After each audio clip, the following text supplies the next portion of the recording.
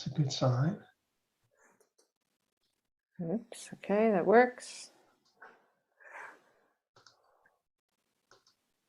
Cool. All right, so we'll just give it another 30 seconds and then we'll get started. So I see Stephanie's here also, in case there's any questions in the chat or something like that. Can you do a full screen? Oh, sorry, I need to always forget with the Mac. Let me get out of sharing. Stop share. Okay, now it's full screen, and now I can share. If I can find Zoom again.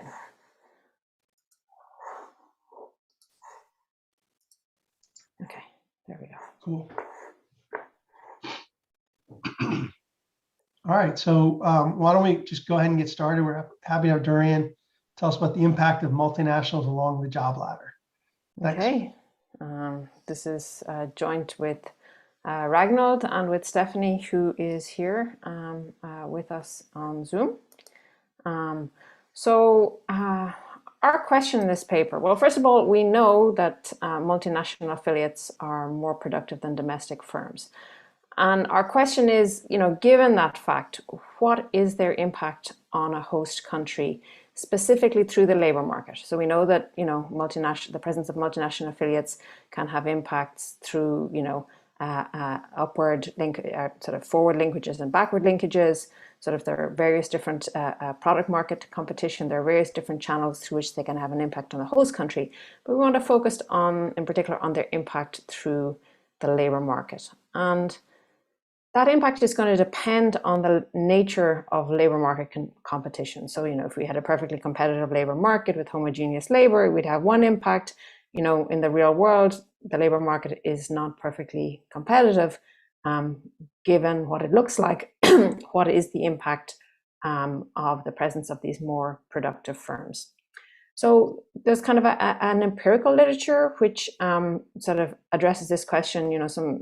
Two recent very interesting papers which are able to instrument for multinational presence to sort of deal with endogeneity and try to get a bite at this question.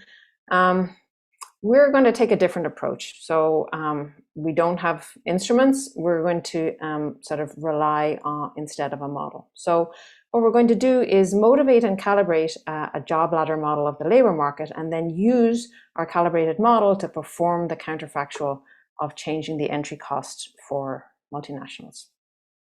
So more precisely, what do we do? So the first thing that we're going to do is we're going to take matched employer-employee data for Norway, and we're going to document facts which are consistent with the existence of a job ladder. This is not surprising. There's a lot of evidence for countries for which matched employer-employee data is available, that a job ladder is a good description of certain facts in the labor market. So that's not surprising. What we document that is new is that multinationals are high up on this job ladder. Then, motivated by these job ladder facts, we build a general equilibrium job ladder model of the labor market, which has multinationals. So you can think of our model as Halpman Melitz meets Kahoot Postel Vinay Roban 2006 with Diamond Mortensen Pissarides matching. So I'll be more precise about all the different elements there later. We then calibrate this model to target some moments from this data for Norway, some other moments for Norway that are not available in our data. And then we conduct a counterfactual where we set the cost of multinational entry to infinity. And so basically, what is the equilibrium in this economy when we don't have multinationals? And we find that on average, workers lose and local firms gain from this policy. Not very surprising. You could have got a similar result in Halpman Melitz.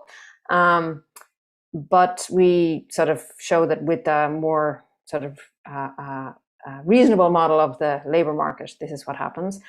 But that there are heterogeneous effects across workers and local firms of this policy. And I want to be clear here that this is, we're really focusing on the impact through the labor market. We're not taking into account those sort of forward and backward linkages, many different other channels through which multinationals can have an impact. And you can think of this as sort of a baseline. If those channels were not present, what might the impact be? So first thing that I'm going to do is talk about the data.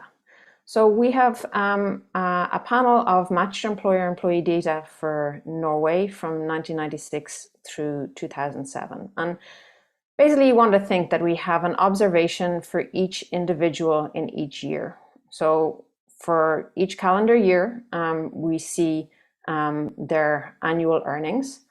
And we also see a plant identifier for their main employer in the November of that calendar year. We have access to data which allows us to match plants to firms and then match firms to foreign ownership. So we know whether an individual's employer, the plant where they're employed, is a multinational or a domestic plant. And that's sort of basically going to be our data. Multinationals, are present in Norway. They account for about 6% of plant years, 18% of worker years in the data. So they're there. They're not sort of dominant, but they're sort of present. And we think it's sort of an interesting data set to look at how the multinationals have an impact. So the sort of main thing that we're going to use the data to do is to look at this job ladder. So the way we sort of do this is we take these November cross sections. So for each calendar year, for each worker, we see what employer they're with. Okay. And so if we say worker in year T and we see a worker in year T plus 1, if they're with the same employer in these two different cross sections, we're going to code them as a job stayer. If we see them with different employers in year T and in year T plus 1, we're going to code this as an E to E transition, so a job to job transition. And if we see them that they're not employed in year T and employed with a given employer at year T plus 1, that's a non-employment to employment transition. And conversely, if we would see them employed at year T and not employed at year T plus 1, that would be an E to N, an employment to non-employment transition. Okay, so there is some measurement error associated with this because there are transitions that may happen within the year that we don't observe, and we don't have access to higher frequency data to sort of get a more precise measure of this, but we sort of are going to document some facts, and then the model, the way in which we use, is going to take account of the fact that there may be these sort of transitions that are happening in the middle that we don't observe.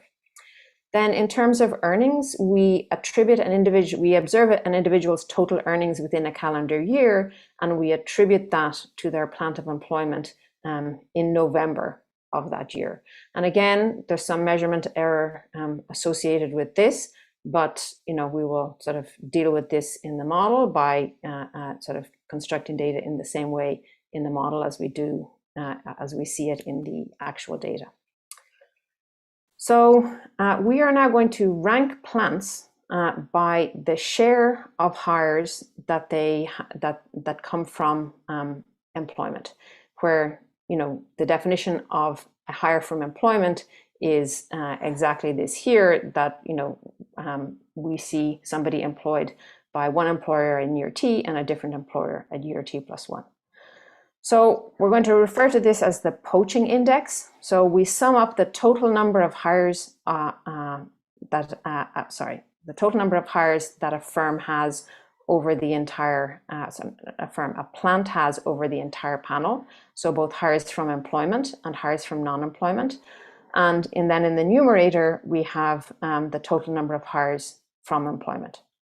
So, looking over the entire sample period, what is the share of hires that come from employment? We're going to call this the Poaching Index. So firms are poaching when they're hiring from other firms. And we're going to define the job ladder using this poaching index. For reasons that will become clear when I sort of present the model, but the way in which the job ladder shows up here is very similar than if we had sort of defined the job ladder in terms of firm level average wages. So what do we see? We see that job to job transitions in these data are frequent. So here, this is just to sort of illustrate the magnitude of the importance of poaching or hiring from employment. So for plants for which this poaching index is defined, so they have enough hires that we define the index, we rank them into deciles, 1 to 10. And this here is just showing you the average of the poaching index for plants within that decile. And you can see it goes from 40% of hires come from employment up to over 90% of hires come from employment for plants at the highest poaching decile. Doireann, just a quick question. Are you pooling all workers? Are you looking at any particular education group or skill class? So for the moment, we're going to be pooling all workers. At the very end, I'll come back and talk about skill and how we might think of incorporating that. But for the moment, we're just pooling everybody. Okay. So we've ranked plants now by their poaching index, by the share of hires that come from employment. And then we can sort of,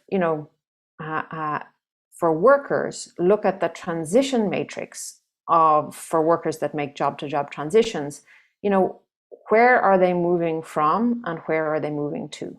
So this is a heat map here illustrating that transition matrix.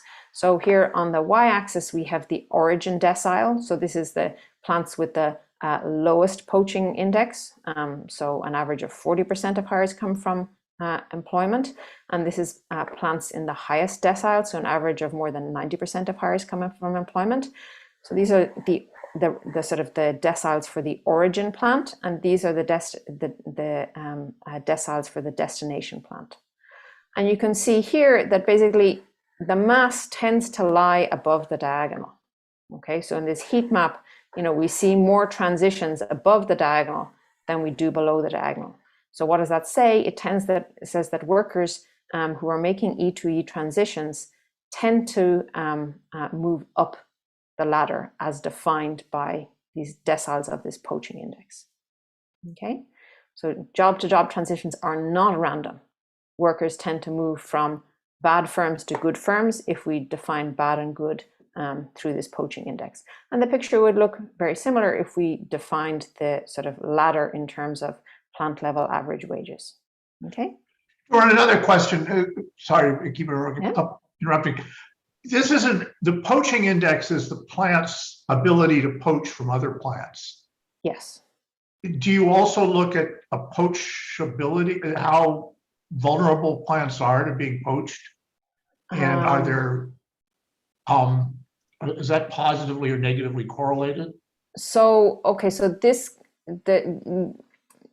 we could look at that too. I think we did look at that, and sort of Haltiwanger has defined this sort of net poaching index, which takes into account, for a plant, not just, are you hiring from employment, but are you also losing to employment?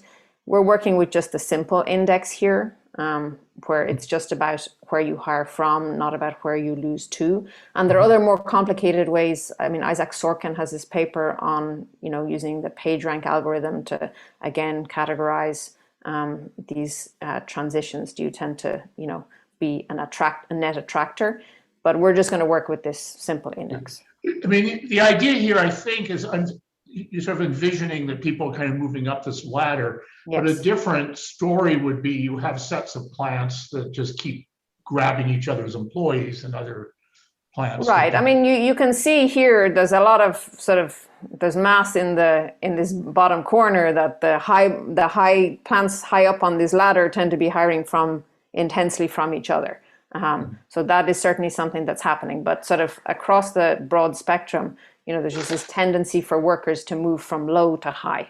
Mm-hmm. So I want to emphasize is the transitions are not random. And, that we think is an important feature of the labor market. Okay, so now having sort of defined this poaching index and showed you how it sort of operates like a job ladder, we then construct the poaching index separately for domestic plants and for foreign plants. And this is sort of showing you the distribution of the poaching index for plants by ownership. And you can see that, the distribution of the poaching index is shifted to the right for foreign plants compared to for domestic plants. So foreign-owned multinational affiliates tend to hire on average more from employment than do domestic plants. Okay. So that's it for the facts so far. Now I'm going to jump into, whoops, not too fast, telling you about the model. Yeah. Just before you jump into that, is it foreign versus domestic, or is it size? So I'm going to get into this.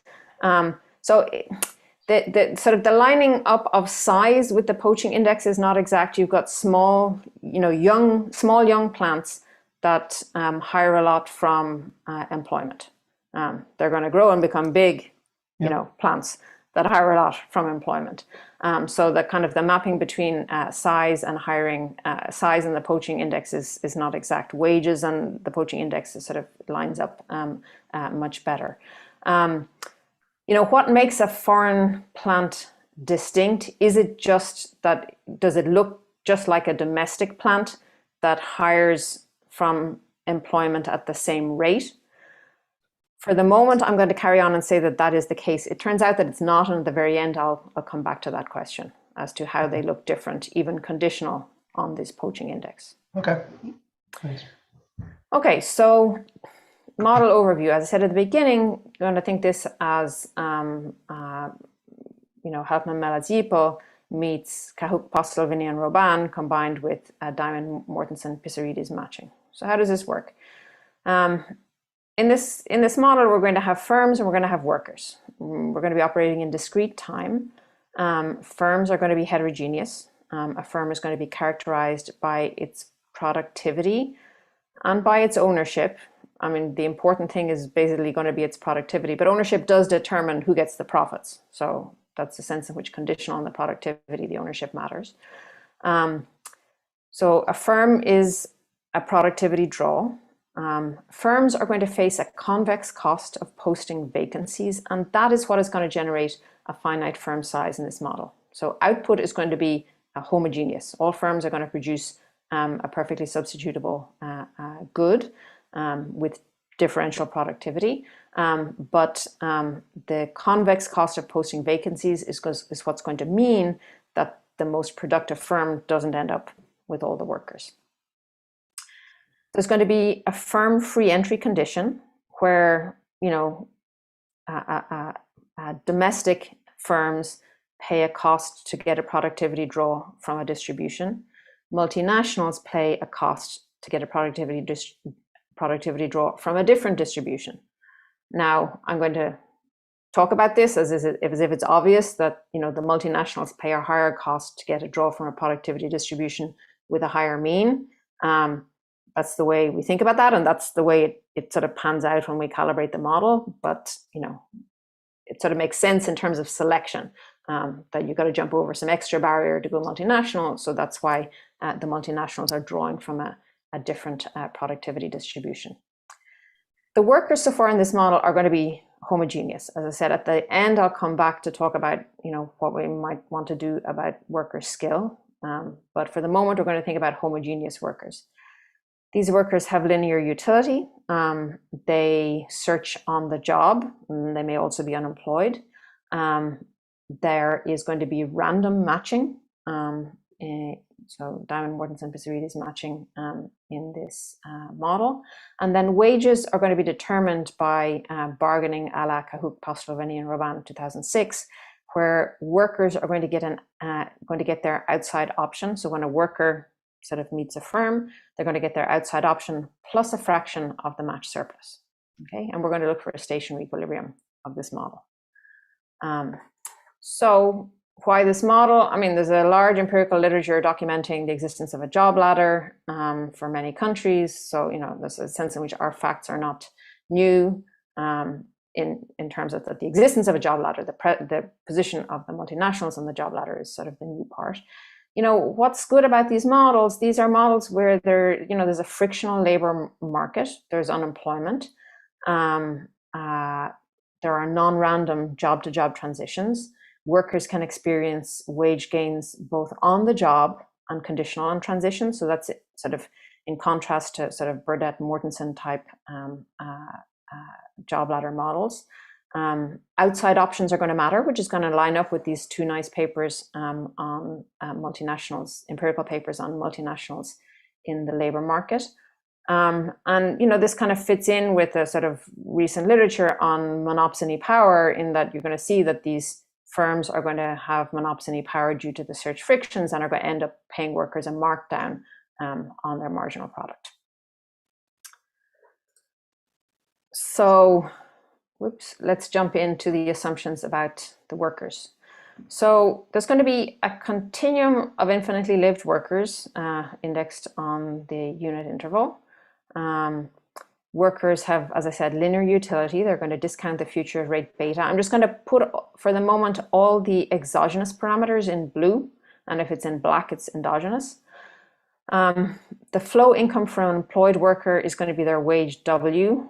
I'll derive the wage function, so you'll see how wages depend on the environment later on as a result of the model.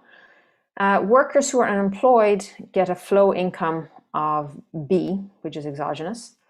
And so if a worker and a firm are matched, that match is going to be broken with probability delta each period. So there's some exogenous probability that matches get broken. And then workers have to pass through one period of unemployment before they get to search again.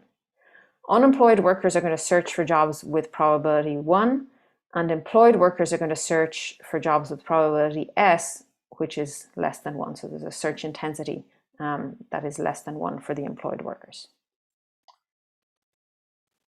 Okay, now firms. What is a firm? A firm is a draw of productivity from a CDF, where I'm going to, again, the productivity draw is going to be indexed by whether the firm is domestic or foreign. Okay, and the gamma is just going to index this sort of exogenous productivity distribution, and then the endogenous distribution of firms in the market, which is not going to have this twiddle on top, is going to be determined by some cutoffs, is also going to be gamma, but without the twiddle. Okay, so output per worker employed at a firm of type P is P. So the production function is just that, firm of type P has a worker, that worker's output is going to be P.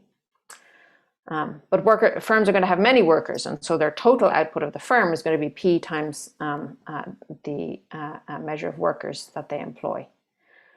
Now, each firm is going to pay a cost to post V vacancies, where this cost is going to be sort of an increasing marginal cost of posting vacancies. And as I said before, that's what's going to generate sort of a determinate firm size.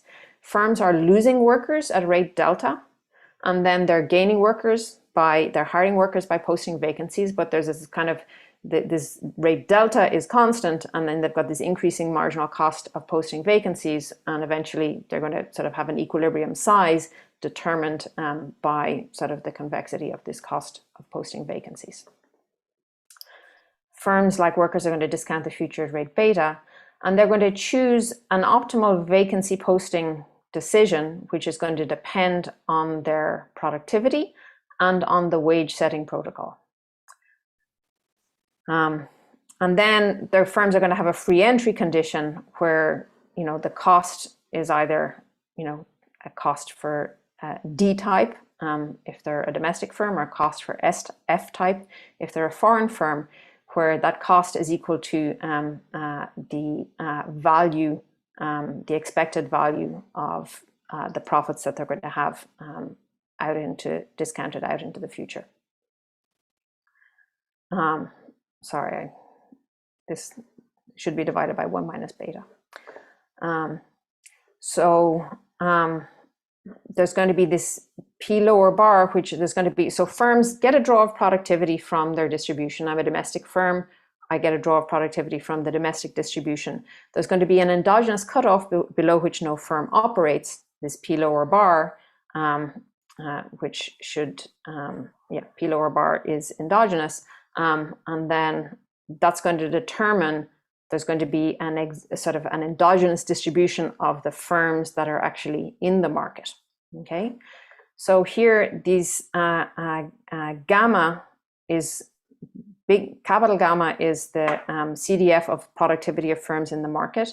Lowercase gamma is the PDF of productivity of firms in the market, and M is going to be the mass of firms in the market. So we're going to need that notation going forward. Okay, so each of these firms out there, they've paid a cost to get a draw, and then given their productivity P, they're going to post, there's going to be some optimal vacancy posting that they're going to do.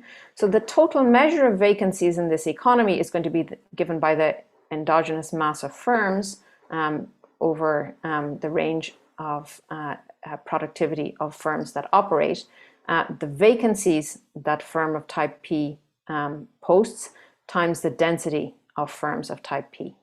Okay, the total measure of searching workers is just going to be given by the number of employed times the guys who are not employed and who have not just been fired, because those guys are not allowed to search, and those sort of on-the-job searchers are searching with intensity little s. Okay, so where little s is less than 1. So the unemployed guys are searching with intensity 1, and the employed guys are searching with intensity less than 1. Think about they're searching with some probability that's less than 1. And then there's going to be a constant returns to scale matching function, which brings searching workers together with vacancies and is then going to generate the probability lambda that an unemployed worker meets a vacancy.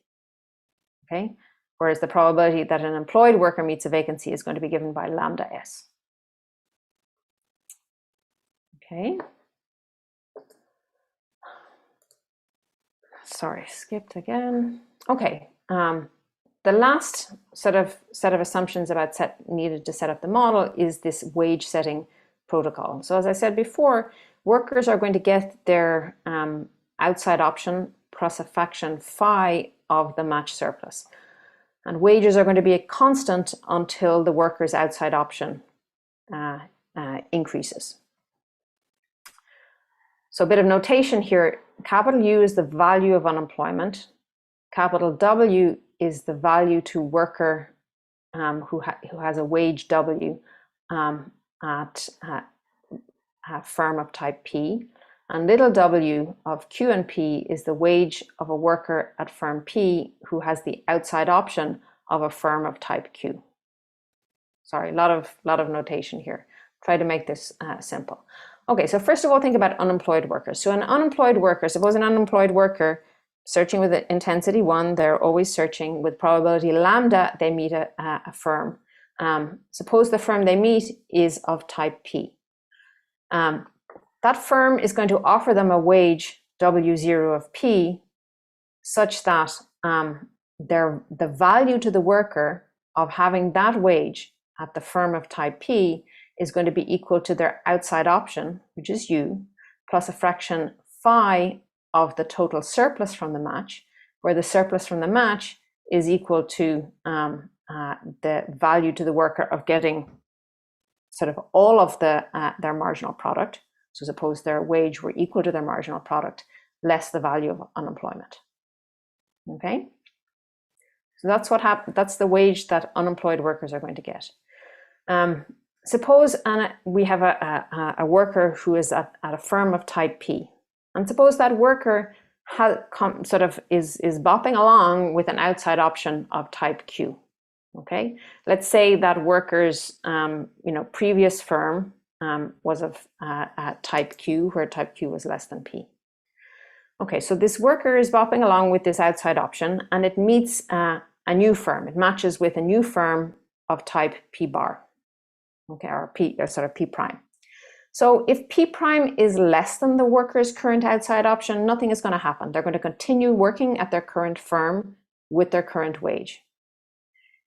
If the firm that I meet, given that I'm working at a firm of type P, if P prime is greater than my outside option, but is less than the productivity of the firm that I'm currently working for, then I'm going to stay at my current firm, but I'm going to get a new wage, which is going to be given by, it's going to solve that my value of this new wage is going to be equal to my outside option, which is to get the full marginal product at firm of type P prime, plus fraction phi of the surplus, which again is the difference between me getting my full marginal product at firm of type P and my full marginal product at firm of type P prime.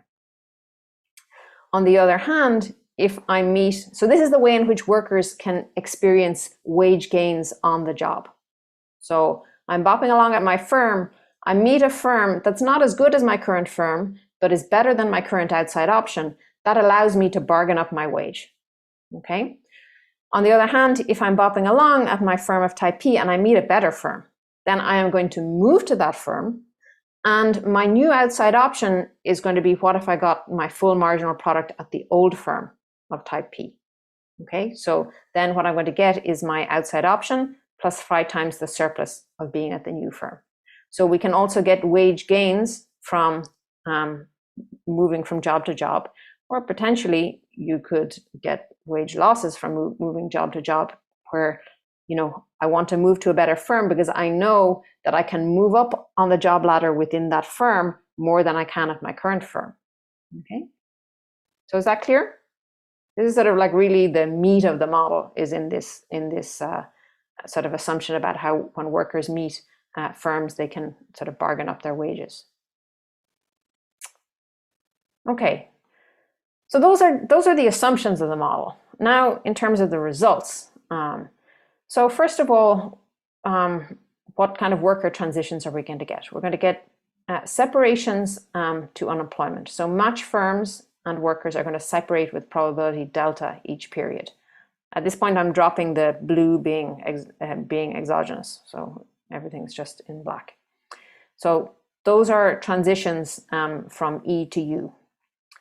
There can be hires from unemployment. So unemployed searchers are going to meet a firm with probability lambda each period, and unemployed searchers are going to accept all offers. So firms which have a productivity that is so low that unemployed searchers are not going to accept an offer from them, they never operate because they can never get any workers. So unemployed searchers are going to accept all the offers that they received. And then there are going to be job-to-job transitions.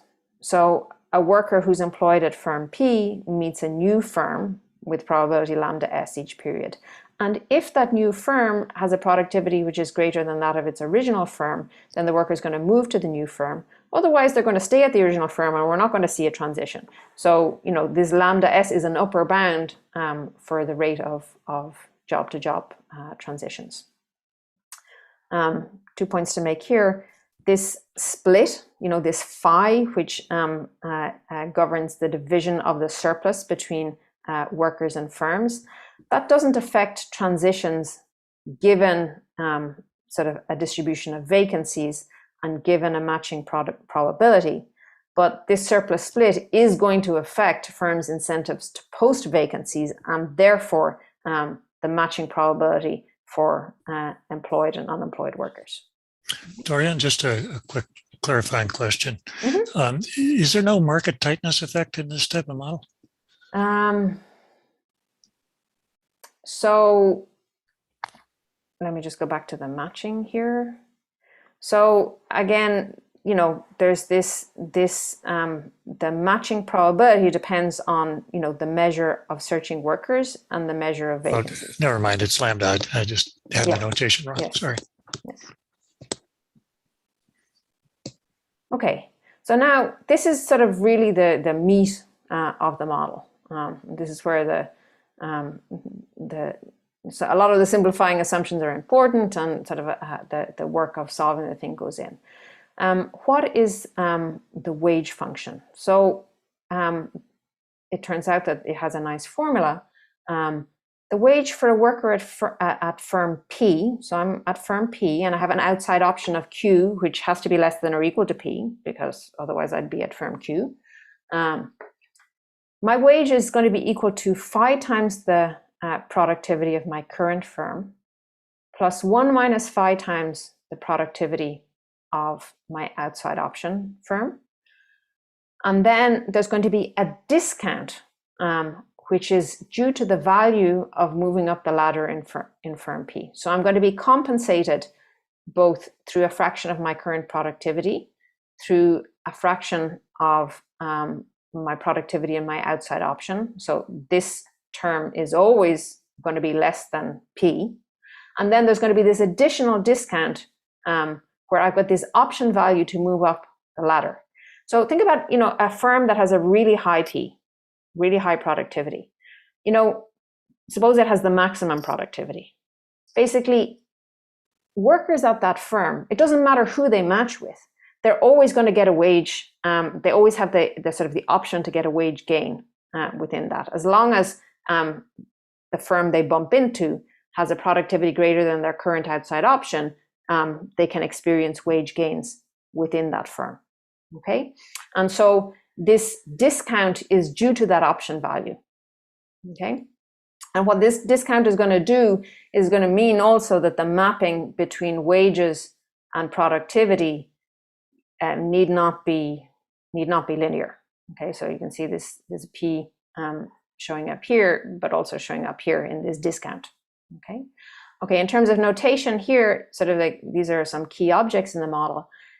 Capital F of X is going to be the CDF of the job offer distribution, which is going to be endogenous, and little f of X is the PDF of the job offer distribution, which is obviously also endogenous. Okay, so what is little f? Little f is just going to be given by the vacancies, the density of vacancies at X divided by this sort of basically all of the vacancies.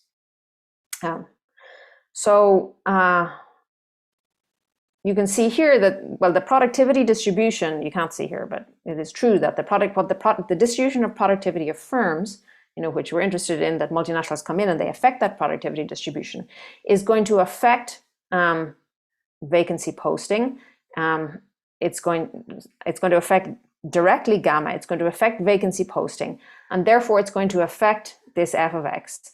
So it's going to affect wages conditional on my current firm and my current outside option, but it's also going to affect the distribution of outside options, which basically this capital F of X is basically capturing the distribution of outside options.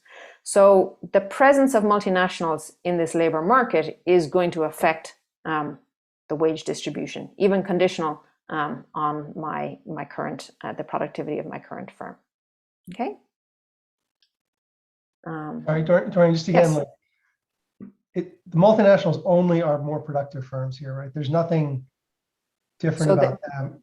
Somehow I missed it. Yeah, so the multinationals, for the moment, you want to think of them just that they are drawn from a different productivity distribution. Okay. Also, their profits are going to go somewhere else, but I'll come back to that. Okay. Okay.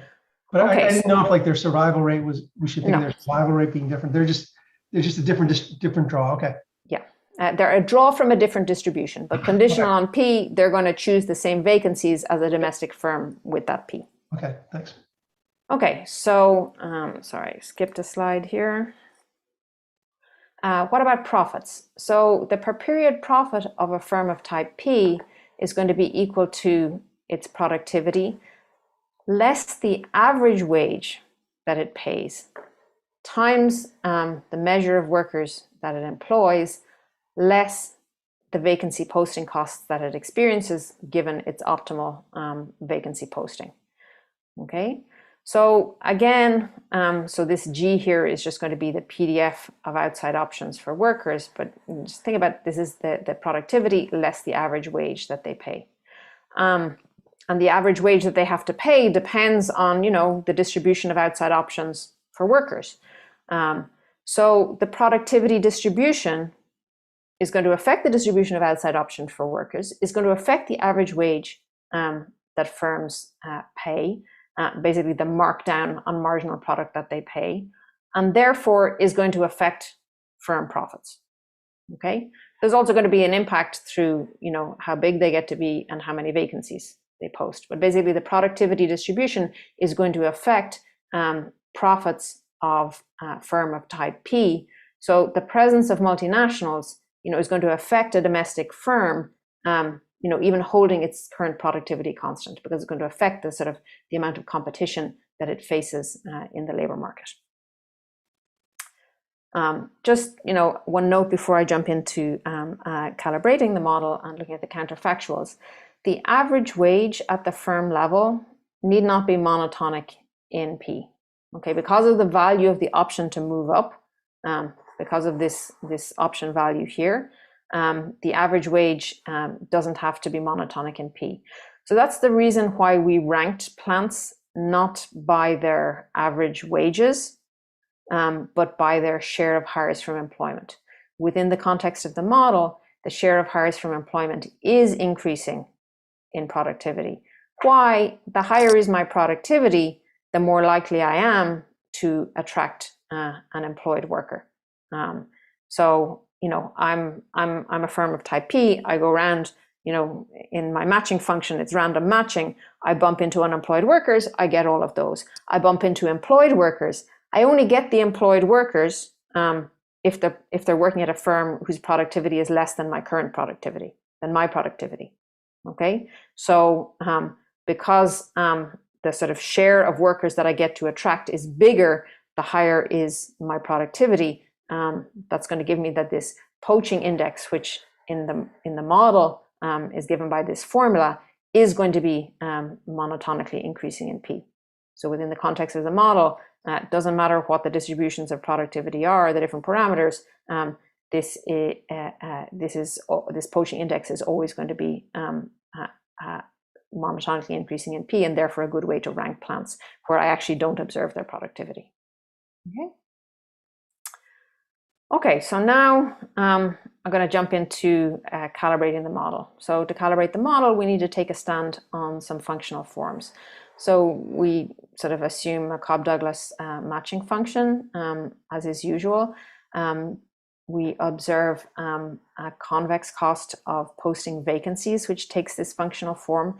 Just to note that the shifter in the matching function and the shifter in this vacancy posting function are not separately identified. So we just normalize the shifter in this function to be equal to 1 and put all of that into this shifter for the matching function. And then the other functional form assumption we need to make is about the distribution of productivity for firms of a given type. So we assume that there's a log normal distribution with parameters mu d and sigma d for domestic firms, and a log normal productivity distribution with parameters mu f and sigma f for multinational firms. Okay.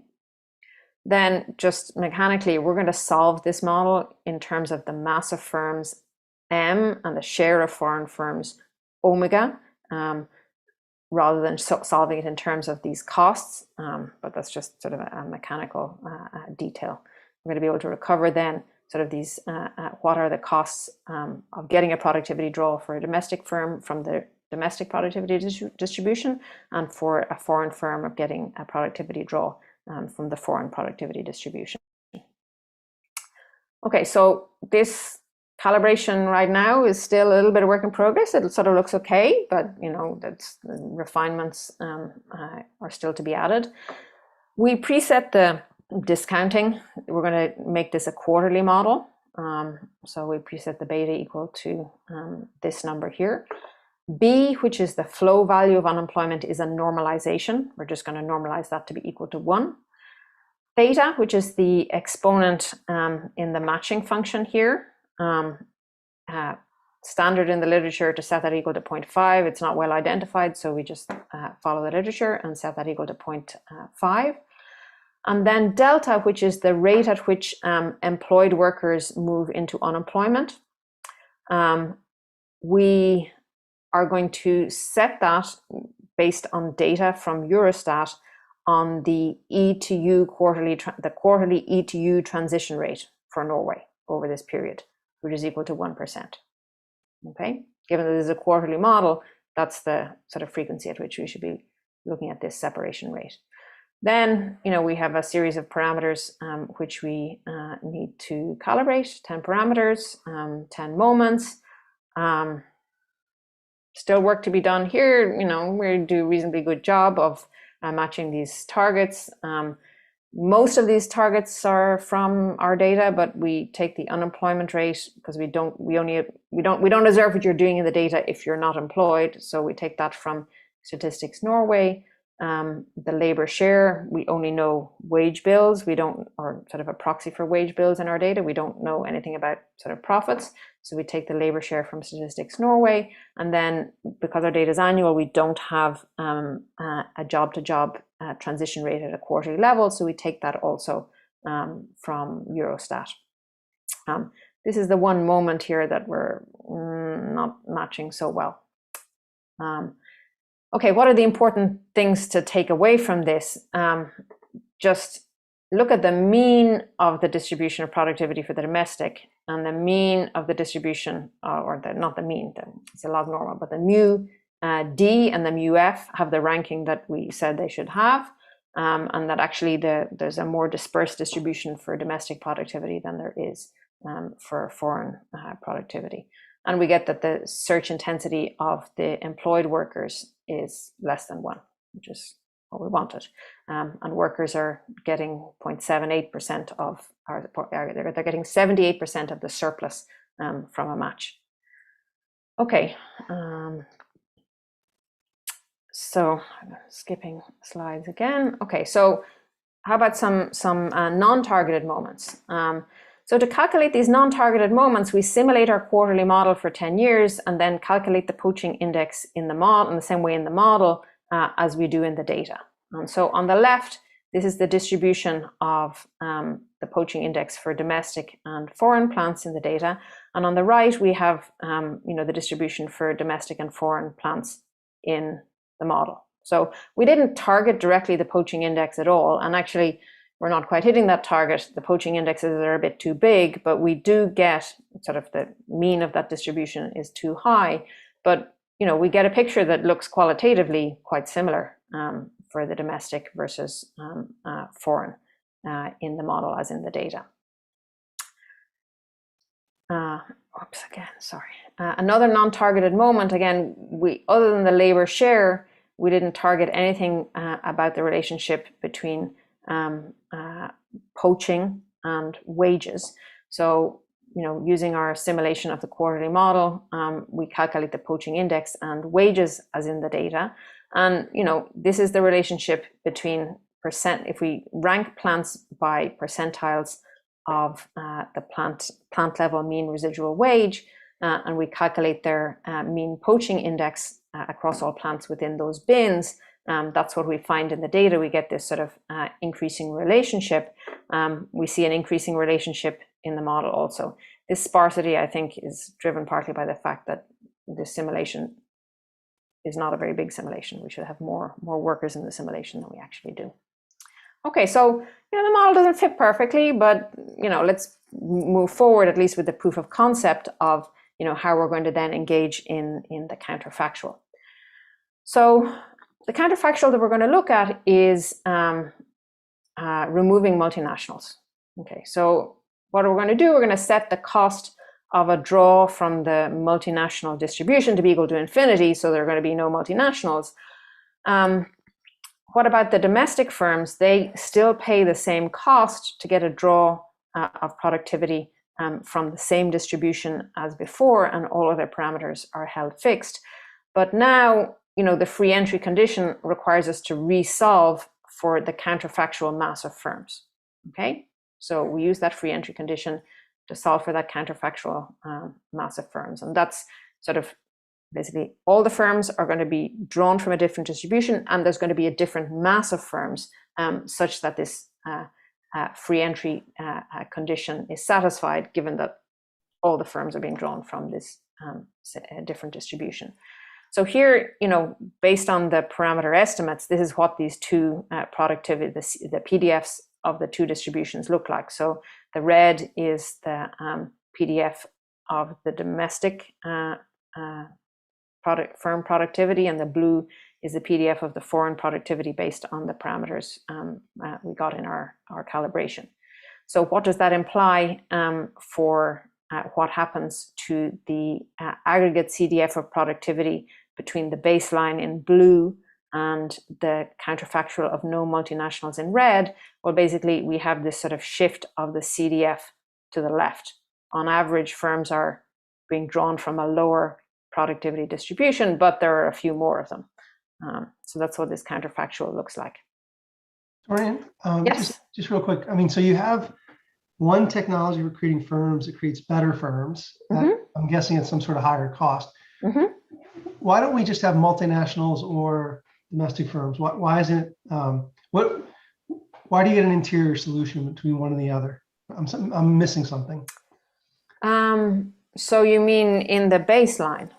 Yeah, that's what I was just. Okay, well, in the baseline, here, when I estimated this whole thing, I observed multinationals in the data, and I'm sort of targeting, I'm choosing this parameter omega, which is governing the mixture of distributions. I'm being drawing sort of the aggregate productivity distribution is a mixture of a log normal with these parameters and a log normal with these parameters, where omega is the parameter governing that mixture. I choose that omega to hit the target, which is the share of plants that are domestic, and then I'm trying to match, parameters of the plant size distribution for domestic and foreign to back out these parameters here. Okay, and then this the mass of firms in the baseline is chosen to hit the target of average plant size. So basically, I observe multinationals in the baseline, and I observe a distribution of size for multinationals and a distribution of size for domestic. And then I, basically, if you think of there are 5 parameters of the mixture distribution that I'm estimating to hit, a series of these targets. Okay, and that gives me sort of a distribution of productivity for domestic, distribution of productivity for multinational, and this parameter governing the mixture. I'll defer my question. Okay. Just because I think I'm still not getting it. Go ahead. Okay. Thanks. Okay, so sort of here, it's like I was, before there were 2 types of firm in my economy, one which was drawing from this red distribution and one which was drawing from the blue distribution. And omega was the fraction which was drawing from the blue distribution, and red was, and 1 minus omega was the fraction which was drawing from the red distribution. Okay, and I don't allow anybody to draw from this blue distribution, where they had to pay a higher cost. I estimate that we get 2.5. The cost for getting a draw from the blue distribution is 2.5 times the cost of getting a draw from the red distribution. But we set that cost of getting a draw from the blue distribution to infinity, so you only get to draw from the red distribution.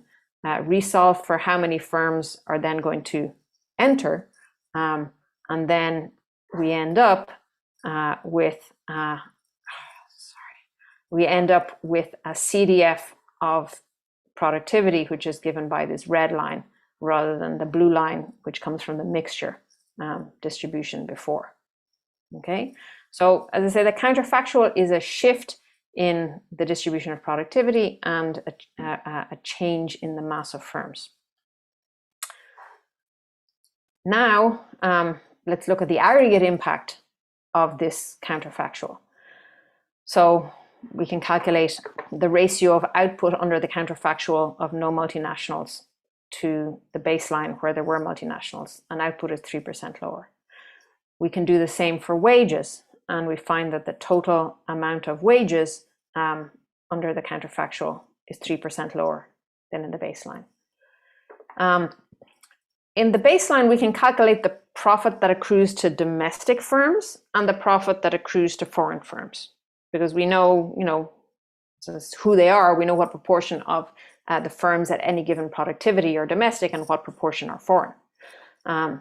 So then, obviously when we kick out the foreign firms, they're not earning any profit. So that ratio of no multinationals to baseline is equal to 0. But the domestic firms are now making higher profits than they were under the baseline. And then there's also this small hiring cost, which needs to be accounted for. So this multinational presence, you can see here from the fact that this number is less than 1, output goes down, the total wage bill goes down, and total profits of domestic firms go up. So what that's saying is that multinational presence was benefiting workers on average and hurting domestic firms on average. It's not very surprising. I mean, you could get that out of a, help my millets equal. I didn't need to put in a fancy labor market in order to do that. But this, says something about it quantitatively. Just to note here, it's not obvious from this table, but the increase in wages due to multinational presence more than offsets the reduction in domestic firm profit, such that if you sum up the wage bill and domestically owned profits, that ratio under the no multinational to the baseline is 0.98. So, domestic agents are better off by having these multinationals in the economy. There are also, in the last 2 minutes, I want to talk about distributional consequences within workers and firms. So it's like on aggregate, workers benefit, domestic firms lose from having multinationals, but there are also distributional consequences. So first of all, I'm not sure how robust it is. In this calibration, there was a marginal increase in the Gini coefficient when the multinationals were taken away, so that the economy is more equal with multinationals than without multinationals, at least as regards the wage distribution.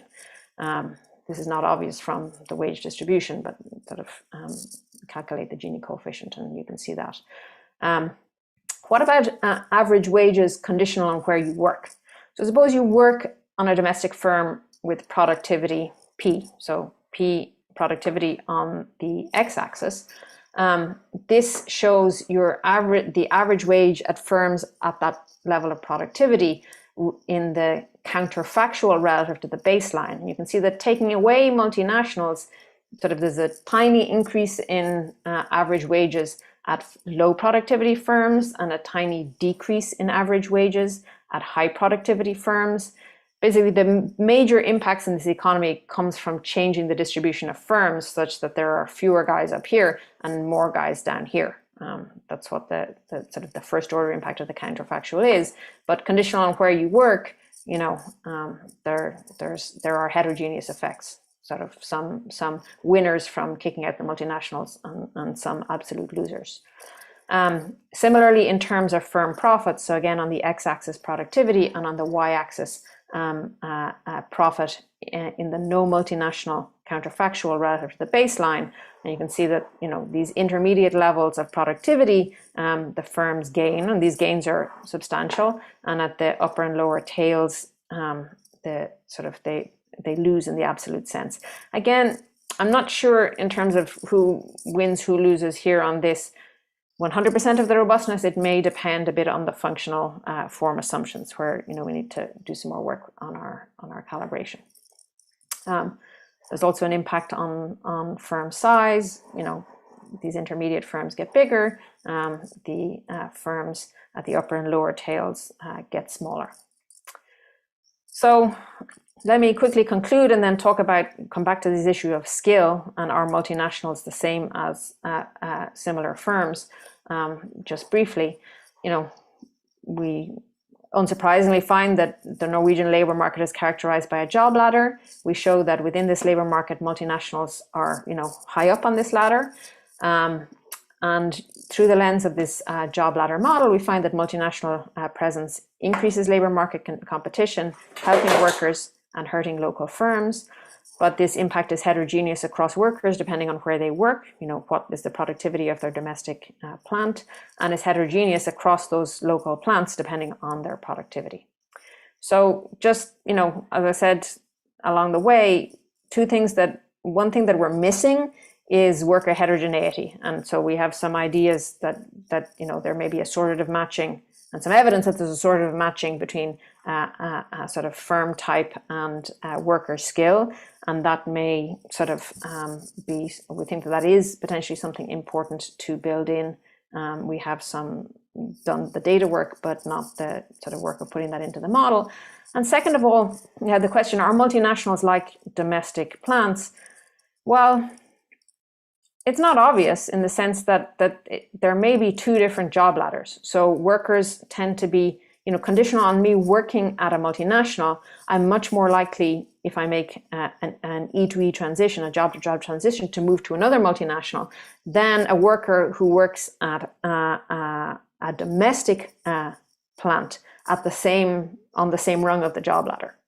So that you have a lot of domestic to domestic and foreign to foreign transitions.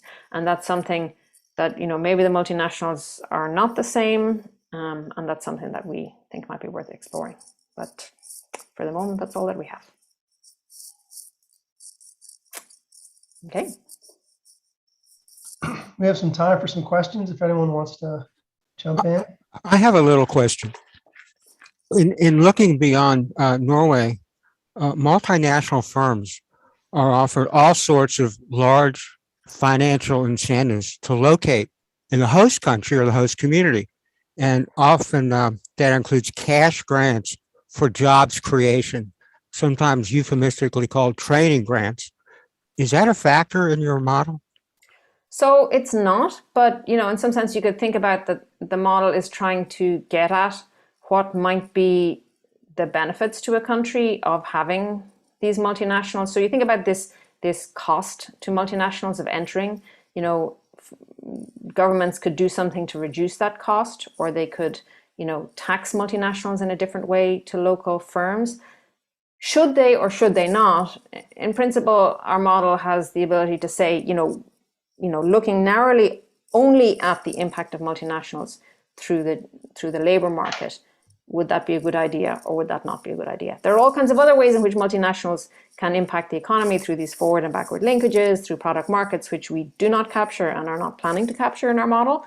So those would be outside of this thing. But yeah, this says within this context, this economy is actually better off with, okay, let me dial back.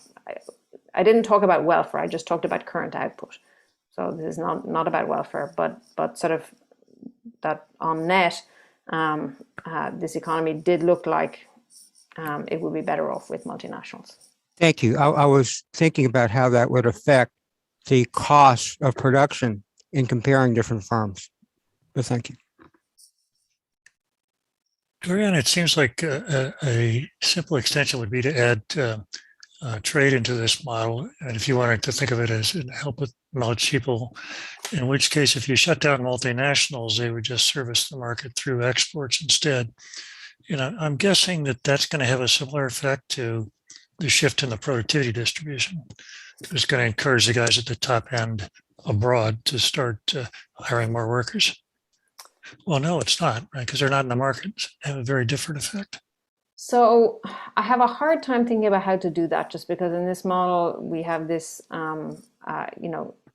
perfectly substitutable output across the different firms. That the firm size distribution is determined only because of this cost of hiring. So I'm just not sure how I would. There's only one good in some sense. I'm not sure how I would include trade in this model. And just upfront, we're not going to put it. We're not going to put in a downward sloping demand curve. That is too hard. We're not going to do that. Right. It reminds me a little of Pablo's paper in the RE Stud, which is also a job ladder model with exports. And there, the opportunity to export just shifts the demand for labor outward and starts the poaching going. I need to go back and take a look at that. Yeah.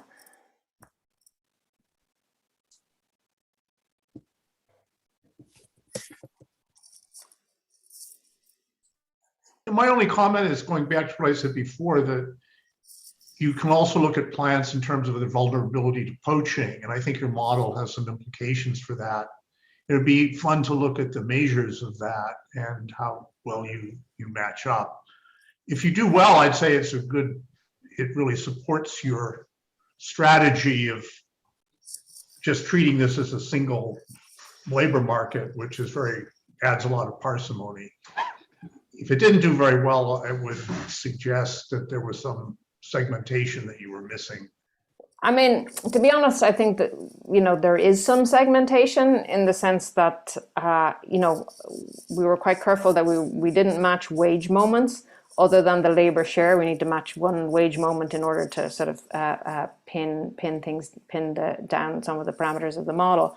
But when it comes to matching wage moments, you really need to have at least two worker types. You need to have high skill and low skill and some complementarity between firm productivity and worker skill. And sort of the way we're thinking of including that is just by having two separate job ladders. So that there's a job ladder for low skill and a job ladder for high skill. And then we would sort of estimate separately. Basically the firm, they can hire two types of workers and there's no connection between the low skill and the high skill workers that they hire, other than the fact that they have the same productivity. They would have some convex cost of hiring in each of those two markets. And then we could match wage moments. But it's kind of very tricky to match wage moments when you say all the workers are the same, because they're clearly not. The multinationals have better educated workers. I mean, the higher you go up on the job ladder, the better educated the workers are.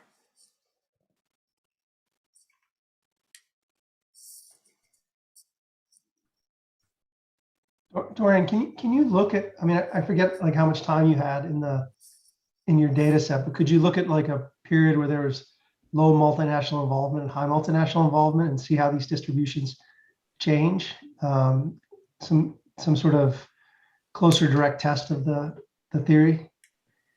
So if I remember correctly, I think yes, the multinational share of employment does grow over this 10-year window, but I'm not sure. Yeah, I'm not sure by how much, whether that's something that would be worth. Not by an awful lot. Yeah. Not by a lot. Okay. Yeah, I mean, in terms of the job ladder, there's also this kind of cyclical stuff. Yeah. Where the whole literature on the cyclicality of the job ladder, where that probably would, variation coming from that would probably swamp anything coming from sort of the change in the share of multinationals. Just why just averaging over this 10-year period seemed like the way to go. But just sorry to bother you about that. I should remind me. So like the dudes that tried to estimate the causal effect. Mm-hmm. Like how does this connect with that again? Just for I know we talked about. I have a slide on this because I always forget, but so I'm looking at my slide. You're not looking at my slide. I'm looking at my slide. So what did they find? So both papers found that there was a positive impact of instrumented multinational presence in a local labor market on the wages of those employed at domestic firms. The Costa Rica paper didn't have enough college workers to distinguish effects for high and low skill.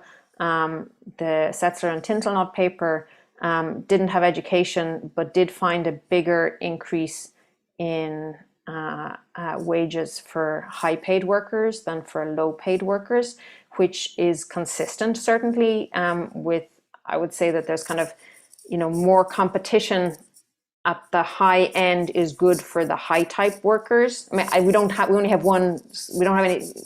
two skill types, but if I had two skill types, I would say that it would be likely that there would be more competition for the high skill types and the high paid workers, and that they should see a bigger increase in their wages. So it should be consistent with that. One thing that Setzler and Tintelnot find is that employment at domestic firms also increases, which would be contrary to what we find, but in the sense that there are all these other linkages, which again, sort of the Costa Rica paper, the other Costa Rica paper documents that those seem to be important, and we don't have that in the model, and we're not planning to put it in the model. This is really strip out those effects. What is the impact through the labor market? So I would say that what we find is consistent with what those guys find. I see. So if there's a minute, I'll come back to my question from before, which was, I didn't sort of get, I missed something like that, why you would have an interior solution. If there's like a fixed cost to like getting a draw and a different fixed cost to getting another draw, then wouldn't people just all choose the fixed cost that gives you the better draws given the cost? I didn't see what was giving you an interior solution where we mix. Okay, so first of all, that part of the conceptually what's going on there is a little bit hokey in the sense that we don't have steady state entry and exit. So it's not like I wasn't ever accounting for the resources that get used up in those costs. It's like I'm comparing a steady state where all firms are at their steady state size, and that cost was sunk and it was paid in the past. And it's sort of like if everybody knew who else was going to be entering and what their costs of entering were going to be, so there's kind of a set of guys who let's say everybody has the option to pay a low cost to get a low draw or a high cost to get a high draw. Okay? Yeah. In equilibrium, how many draws are there going to be from the low and how many draws from the high? Okay. So that's basically what's pinned down here is. But then if I shut off that option to pay a high cost to get draws from the high distribution, I don't allow that, then Okay. you only have access to the low draws from the low type. But suppose I allow there to be access to these two. And you're going to be indifferent between paying in equilibrium between paying a low cost to get a draw from a low mean distribution and a high cost for a draw from a high mean So distribution. you're actually just choosing the costs so that they're indifferent, and then you're choosing Exactly. shares. Yeah. Because with the help of MLTable, it's important that the decision to export comes or multinational comes after you've drawn your ability, because then you have like something that gives you an interior solution. So, I mean, I say help on MLTable meets these models. It's not really exactly that, because we're not it's not a 2-country equilibrium. It's just this one country. And then there's the other countries is just this technology that you can pay this higher cost to get a draw, where if you remember, I estimated the distribution is kind of got a higher mean and also a lower variance. It's sort of more compressed. And that in some sense, I already have a draw in my country. There's less uncertainty about what draw I'm going to be when I go multinational. So that sort of makes sense. Okay. I got you. I mean, it'd be nice to sort of actually do the full stationary equilibrium, because in the end, like when you're, there's one technology, it's like a high fixed cost, high return. Right. And anyhow, you're smirking. So. George, I was going to bet if somebody was going to make that comment, you were going to make that comment. As long as they're predictable, it's sometimes I make the same. No, but in some sense, like when you're doing like the output comparisons.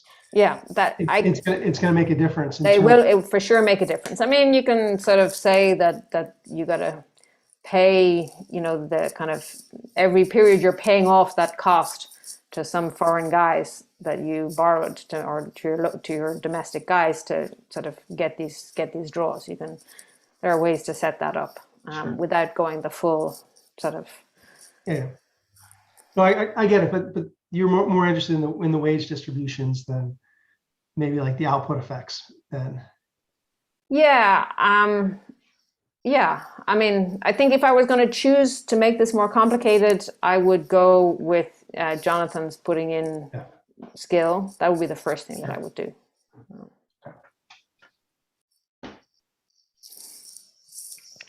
Okay. I guess I share George's confusion, but I'm probably even more confused than George. So you're not modeling the ramping up of scale among new entrants. You're thinking about these guys as jumping in at their steady state. Is that a fair characterization? I'm making the counterfactual. They're comparisons of, in the long run, when everybody is at their steady state size, making those comparisons. In this model, actually, the size in some sense is not determinate. My vacancy posting decision, if I'm a firm, depends only on my current productivity. It does not depend on my current size. So that it is probably possible to add in that, you've got a steady state sort of, firms are being killed off and other firms are entering, and then they're growing, as governed by sort of the way that they always post the same amount of vacancies, no matter what age they are, no matter what their current size is, but the fraction, but the sort of the number of workers that they're losing depends on their current work employment, kind of the delta times their current employment. And so then you would have this sort of evolution. They would grow slowly towards their steady state size. I would have thought that the convex job posting cost would bound the size. Yeah, it does. But the thing is that the vacancy, my optimal vacancy posting decision, that policy, does not depend on my current size. It only depends on my productivity. So an entrant with productivity P, who starts off with no employment, and sort of the firm of the same productivity at its steady state size, they're both going to be posting the same amount of vacancies. That actually makes it straightforward to write down that free entry condition.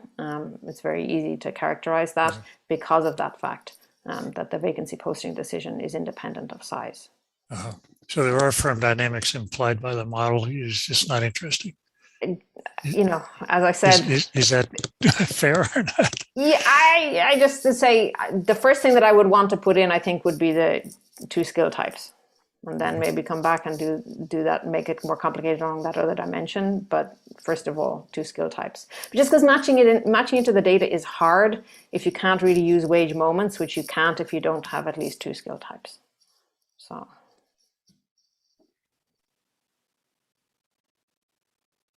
So one more. What was up with the E to E transition? Like, do you know why you were missing on that?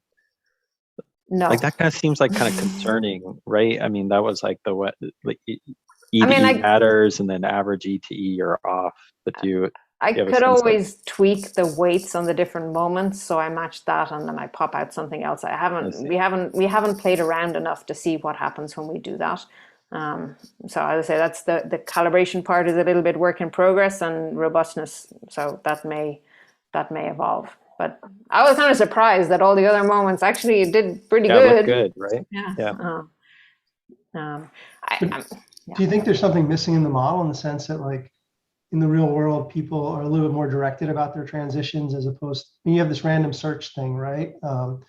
And if you thought it was more directed. So that's where potentially having 2 worker types, the high skill and the low skill, might come in. So that would, in some sense, it's like a directed search model, but it's like you don't get to choose which market you participate in. You're a low skill, you're in the low skill market, and you're a high skill, you're in the high skill market, and you're going to face, you know, a different vacancy distribution. You're going to face, you know, basically. Potentially, you know, different search intensities and so on, which would then potentially allow the model to sort of match sort of the average job-to-job transition rate better. But you had that, like, that heat map, which it was hard for me to fully comprehend. It was very colorful, but are you using any of those kind of transitions that to help you? Because it seems like that speaks directly to whether there's some sort of directed search going on that would help you with the E to E transitions. So that's not used as a target moment. So when I showed some non-targeted moments, we use the information on those transitions. We could also calculate, you know, that basically transition matrix. Haven't got to that yet, but yeah, we could look at calculate the transition matrix in the model and compare it to what it looks like in the data. But so far, you know, that those haven't been used as target moments. This is an unfair question, but what do you think is, like, really special about multinationals at this point? Right now, they're just kind of like just a productivity draw. But is there anything, like, empirically, when you look at it, that is kind of special, that would you know, make them different, given they have the same productivity as a domestic guy? Well, okay, so here's the thing, and this is, you know, one of the other extension compared to the 2 skill types. As I said, there, you know, you see more multinational to multinational transitions and domestic to domestic transitions than we would expect, you know, conditional on this poaching index. So it is, you know, possible that is related to the fact that we also see a multinational premium, a wage premium, conditional on worker fixed effects and conditional on the firm position on the ladder, the poaching index. It's a very small premium, but we still do see a multinational wage premium. So that's potentially that, you know, multinationals are different in a way that goes beyond this poaching index. And then one thing that, as I said, we're thinking of exploring is the possibility that there are two job ladders. There's a multinational job ladder and there's a local job ladder. And either for reasons of there are some skills which are specific to multinationals, which we don't observe, which mean that that's kind of a ladder that you get on and you don't go to the other ladder. Or there are some networks which mean that it's just easier to find a job at a firm that's at a multinational if you're coming from a multinational. That might sort of also explain those two facts. But those are things which make multinationals distinct. Are there like unique occupations at multinationals that could be part of like the moving back and forth? I mean, you might imagine they're just organized differently, and so there's a different set of skills. We did look at that, Stephanie, but I don't remember what we found. All right. Yeah.